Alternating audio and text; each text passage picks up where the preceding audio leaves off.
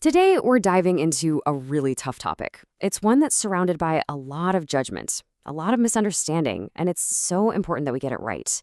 We're going to explore the deep psychological systems that are at play when women find themselves in abusive relationships.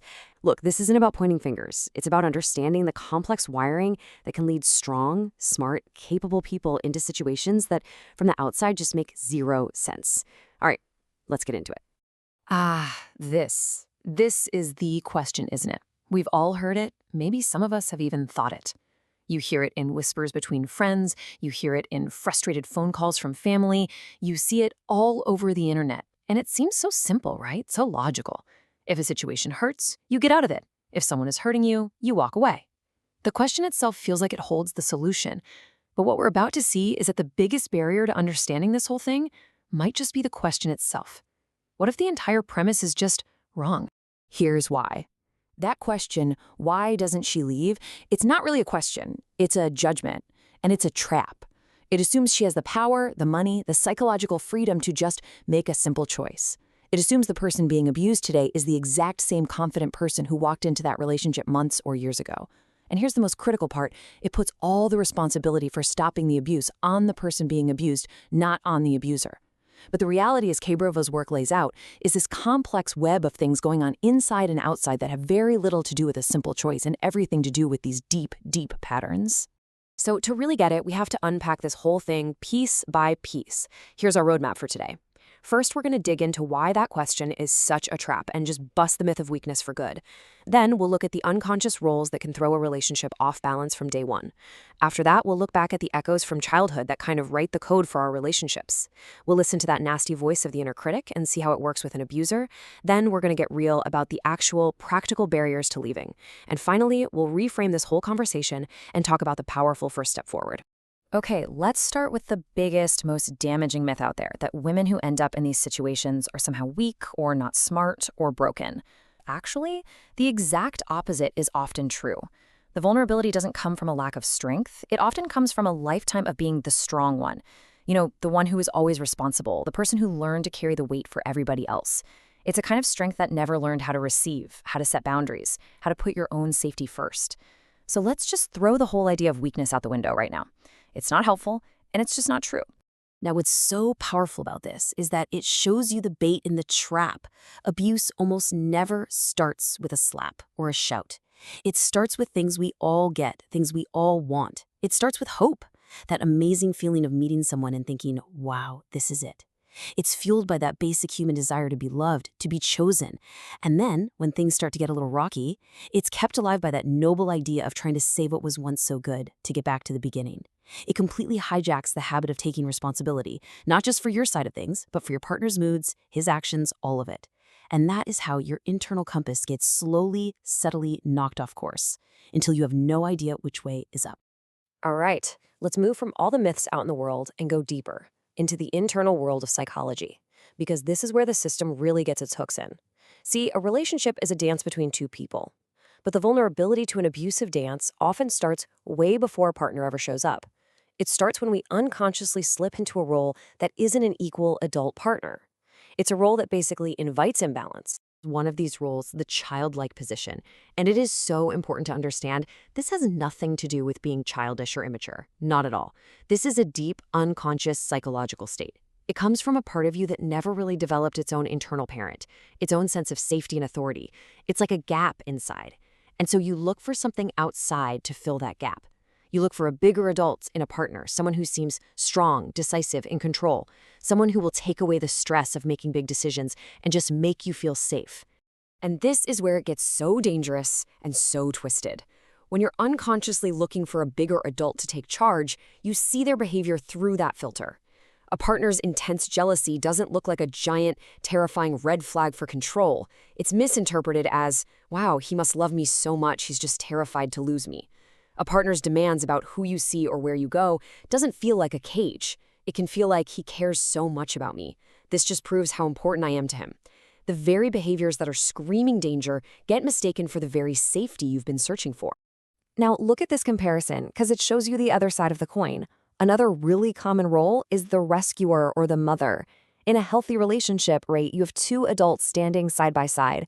They share the load, they build a life together. But when someone steps into that rescuer role, she stands in front of her partner, shielding him, fixing his problems, taking care of everything. She takes on all the challenges alone, thinking it's her job to hold the world together. Well, that doesn't create a partnership. It creates a dynamic with one adult and one dependent. And that huge imbalance is just a breeding ground for resentment and eventually abuse. The power is completely out of whack from the start. So you might be asking, where do these roles even come from? The child looking for a parent or the mother looking for someone to fix? I mean, they don't just pop up out of nowhere when we're adults. The source points right back to our earliest experiences. They're echoes from our childhood. It's like a kind of external programming that writes the basic code for how we do relationships later in life. I want you to just imagine a little girl. Maybe her dad is absent, he could have left, or maybe he was just emotionally checked out, an alcoholic, unreliable. She sees her mom hurting, and deep down in her heart, she makes this silent, unconscious promise. Don't worry, Mom. I'll take care of you. I'll be better than Dad was. I'll be the responsible one. And in that one moment, a child steps into an adult's shoes. She picks up a weight that was never, ever hers to carry. And when she does that, her own childhood just stops. She learns that love means being responsible for making other people happy. And this childhood decision creates this huge paradox when she grows up. On the outside, this woman is a powerhouse. She's super competent, incredibly responsible. She's the one everybody leans on.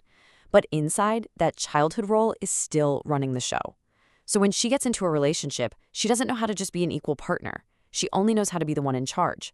Or, because she's so exhausted from that, she flips into that childlike position, wanting someone else to take over. And this pretty much guarantees a power struggle. And it creates this tragic attraction to drama, because a calm, stable, equal relationship feels boring or fake. The tension of the struggle feels like love, because struggle is the only thing her system was programmed to understand. Okay, let's peel back another layer of this system, the voice inside our own heads.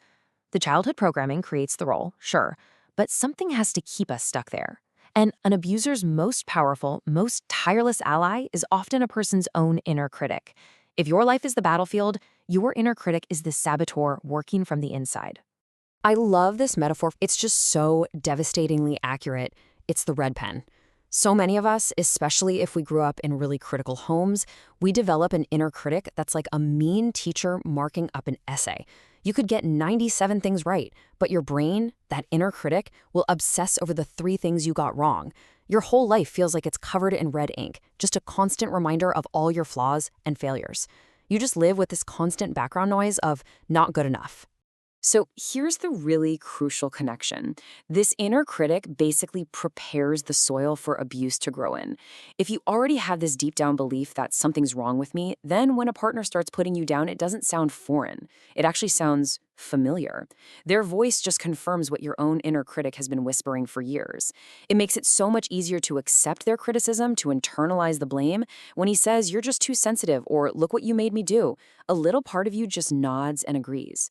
And that is the moment your personal power just evaporates. You've handed it over, not just to him, but to this shared belief that you're the one who's flawed. And this brings us right back to where we started, to that impossible, frustrating question. Now that we understand the internal system, the roles, the childhood programming, the inner critic, we can finally see why just leaving is a total fantasy. It is never, ever just leaving. The prison on the inside is reinforced by very real walls on the outside, a combination of emotional traps and just brutal practical realities. One of the most powerful emotional chains is hope, but it's a very specific kind of hope. See, she isn't staying because she loves the person who is screaming at her. She's staying for the memory of the person she met at the beginning, that charming, loving, wonderful person she fell in love with. She is literally in a relationship with a ghost. All of her efforts, her pleading, her forgiveness, it's all aimed at that original image, hoping that if she can just find the right words, if she can just be a better partner, she can bring him back. It's an addiction to a potential that doesn't exist anymore. And while all that's going on in her head, she is also caged in by these brutal, practical walls. And let's be crystal clear about this. This can mean having zero independent access to money, not even a few dollars for a bus ticket. It means having literally nowhere to go, with shelters full and family either far away or unsupportive. For a mother, it is the paralyzing fear for her children's safety or the threat of losing them in a custody fight. It's being systematically cut off from friends who could have helped, leaving her with absolutely no support system. It is a leap from a pain you know into a terrifying and often truly dangerous unknown. When it comes right down to it, it taps into a primal survival instinct. The human brain is just wired to fear the unknown more than it fears familiar pain. An abusive situation, as awful as it is, becomes predictable. You learn the rules. You learn how to survive inside it. But the idea of leaving, of finding a job, a place to live, a support system, of healing, can feel so huge and so uncertain that the familiar pain, as crazy as it sounds, can actually feel like this safer option to your nervous system. So, okay, we've taken this complex, painful system apart. Where do we go from here? If blaming is useless and just leaving is a myth, what's the way out? The entire focus has to shift. It has to move away from judgment and towards real understanding, and from feeling powerless to taking the first steps to reclaim that power. The solution has to be as systemic as the problem itself. So to wrap it up, you can see it's not just one thing. It's this catastrophic collision of these three powerful forces. It's the unconscious roles we fall into, like the child or the rescuer. It's the relationship software that was programmed into us when we were kids. And it's that relentless voice of the inner critic that just eats away at our self-worth. Any one of these can make a person vulnerable. But all three together, that creates a perfect storm. And this brings us to the most important takeaway from this whole explainer. For someone stuck in this situation, responsibility has always felt like blame. It's my fault.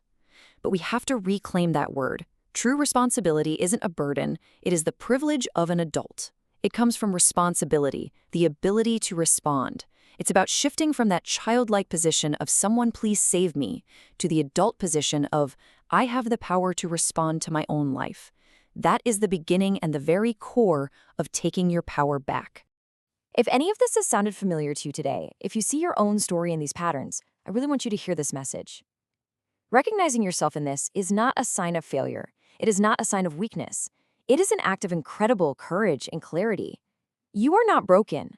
The system you have been living in is broken. And seeing that, admitting that the program isn't working, that's not an accusation. It is the essential, powerful first step towards finding a real solution that lasts. So we're going to end by throwing out that old, useless question and replacing it with a new, powerful one. We're done with why doesn't she just leave? Instead, let's ask this. If your safety, your emotional or physical safety is a concern, what is the most mature, the most adult, and the most powerful step you can take today to protect yourself? Maybe it's a phone call, maybe it's a Google search, maybe it's just telling one friend you trust. Because seeking help, making a plan, and choosing yourself is not a sign of weakness. It is the ultimate act of taking responsibility. It is the ultimate act of strength.